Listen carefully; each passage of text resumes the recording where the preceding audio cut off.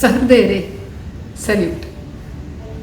IPS ലഭിക്കുന്ന എല്ലാ ഉദ്യോഗസ്ഥരും 2 വർഷത്തെ പരിശീലനത്തിന് ശേഷം ആദ്യത്തെ 4 മാസം അടിസ്ഥാന പരിശീലനം മസൂറിയിലുള്ള Lal Bahadur Shastri academy of administration എന്ന് പറയുന്ന അവിടെയും ബാക്കിയുള്ള കാലം ഹൈദരാബാദിലുള്ള നാഷണൽ പോലീസ് അക്കാഡമിയിലും പരിശീലനം പൂർത്തിയാക്കിയ ശേഷം തിരികെ സംസ്ഥാനങ്ങളിലേക്ക് വരുമ്പോൾ 2 വർഷത്തേക്ക് ഏതെങ്കിലും സബ് ഡിവിഷൻ്റെ ASP ആയി നിയമിക്കണം എന്നാണ് കേന്ദ്ര ആഭ്യന്തര മന്ത്രാലയത്തിൻ്റെ ചട്ടം.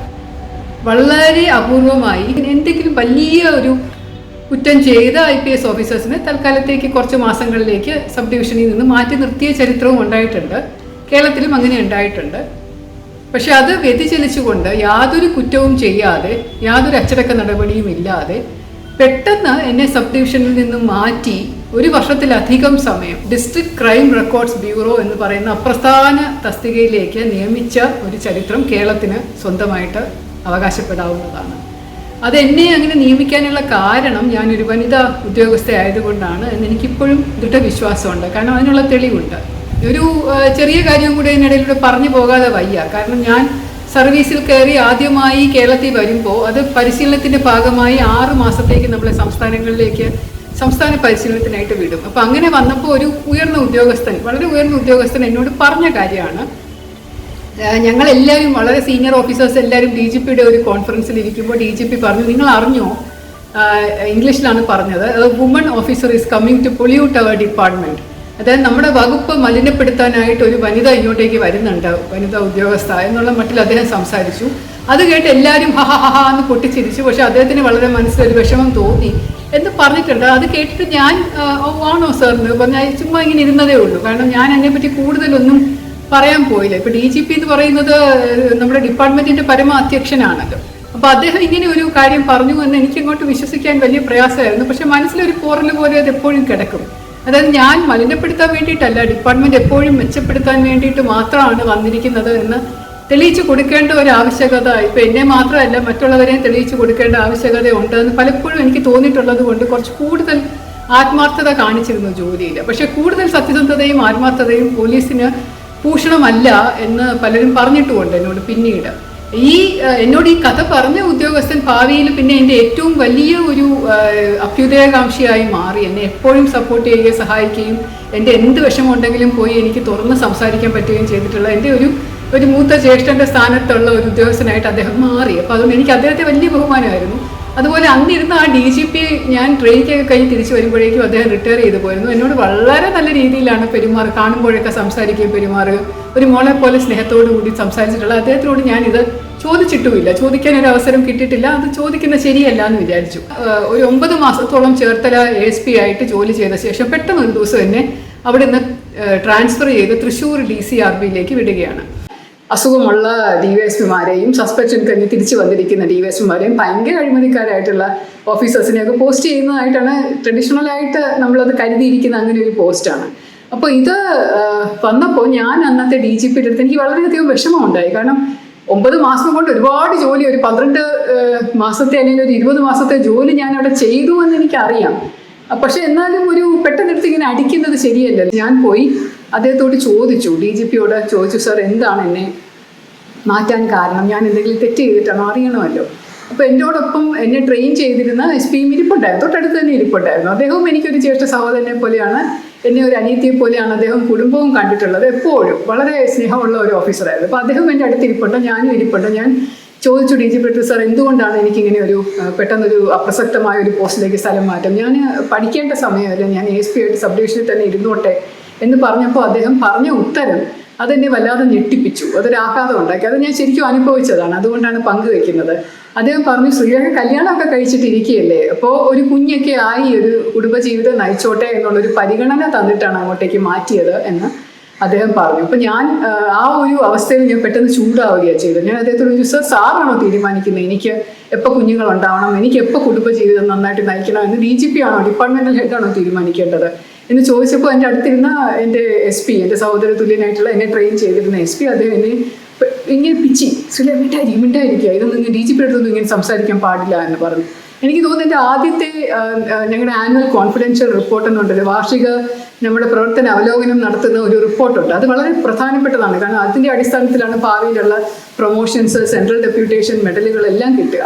അപ്പോൾ അതിനകത്ത് എനിക്ക് തോന്നുന്നു ആദ്യമായിട്ടൊരു ചുവന്ന വര വീണത് എൻ്റെ ആ ധാർഷ്ട്യം ഞാൻ ചോദിച്ചത് കൊണ്ടായിരിക്കാമെന്ന് എനിക്ക് തോന്നുന്നു. കല്യാണം കഴിഞ്ഞിട്ട് ഏകദേശം 6 മാസം കഴിഞ്ഞിരുന്നു. കല്യാണം കഴിച്ചത് കൊണ്ടല്ല അതിൻ്റെ കാരണം, പക്ഷെ വേറെ എന്തോ കാരണം കൊണ്ടായിരിക്കാം. പക്ഷെ എന്നാലും അദ്ദേഹം അത് പറഞ്ഞത് ശ്രീലേക്ക് ഒരു സൗകര്യം ചെയ്തു തരുന്നു, നീ പോയി ഒരു കുട്ടിയൊക്കെ ആയിക്കോളൂ SP ആവുന്നതിന് മുമ്പ് എന്നൊക്കെയുള്ള മറ്റുള്ള ഒരു പറയുന്നത് കേട്ടപ്പോൾ എനിക്ക് വല്ലാത്ത വിഷമം തോന്നിയിരുന്നു. അപ്പോൾ അതൊരു മെയിൽ ഷോവനിസം അല്ലെങ്കിൽ ഒരു പുരുഷ മേധാവിത്വം, പാട്രിയാർക്കൽ ആറ്റിറ്റ്യൂഡ് എന്നൊക്കെ എനിക്ക് പലപ്പോഴും തോന്നിയിട്ടുണ്ട്.